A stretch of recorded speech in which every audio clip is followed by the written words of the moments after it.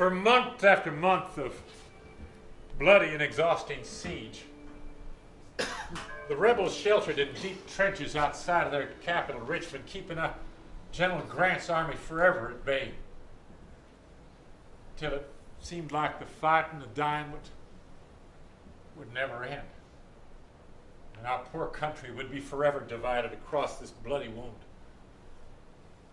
But then within the span of just a few days in spring, the rebel lines cracked. And then they broke open and our army surged forward finally in pursuit of the enemy. General Grant chased them towards the distant hills far from the killing grounds we'd known so long. Richmond fell. And I knew I had to go there. Members of my cabinet, even my friends, told me I shouldn't. They feared that an assassin would take my life, and I said, don't worry, I'll be well protected. As the boat on which I rode approached the still burning rebel capital, I could see up on the riverbank a multitude of Negro men and women and children who but a few days ago had, no, but a few hours ago, they were slaves. As I stepped from the boat, they surged towards me, calling me Father Abraham or Moses, who would deliver their people. And I said, no, please, you must not bow before me. You must bow only to God. I am a God's humble servant. But no one will put shackles on your limbs again as long as I am alive.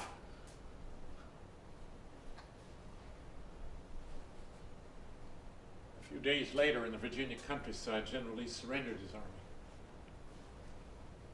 And now this war is essentially over. Lest we tempt our Maker with pride and triumph, I like to remember the words of one of our soldiers who wrote home.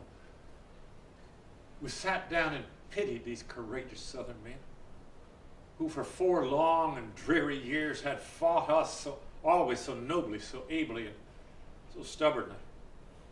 And now whipped, beaten, completely used up, they were entirely at our mercy.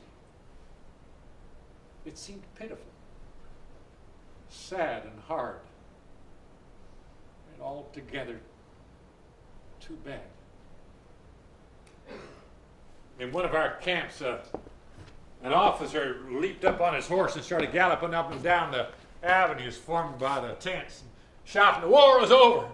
The war is over!" And one of our private soldiers leaned over to his companion and he said, "Well, there's the son of a gun I've been looking for 4 years."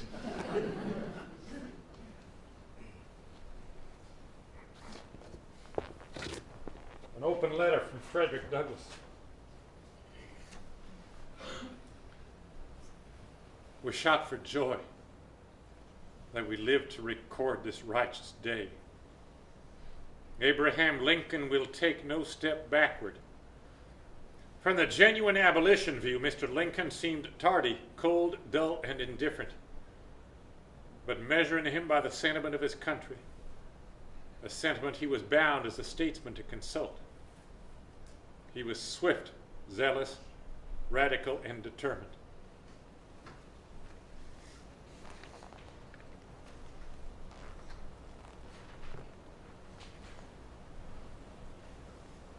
So the multitude goes, like the flower or the weed, that withers away to let others succeed. So the multitude comes, even those we behold, to tell every tale that has often been told. Thank God I've lived to see this day. It is as if I have been living some terrible nightmare for 4 long years, and now the nightmare is over. There is so much work yet to be done. We've got to heal a sundered country. We've got to reconcile brothers who have been enemies throughout a long civil war. And we've got to find a place for millions of new citizens who but yesterday were slaves. This nation is something new now, something it It was not, could not have been before. Maybe we have finally washed away something of our original sin, and we can stand newborn and redeemed.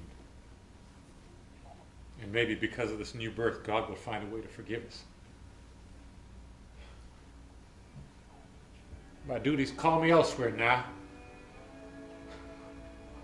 I am so weary. So weary.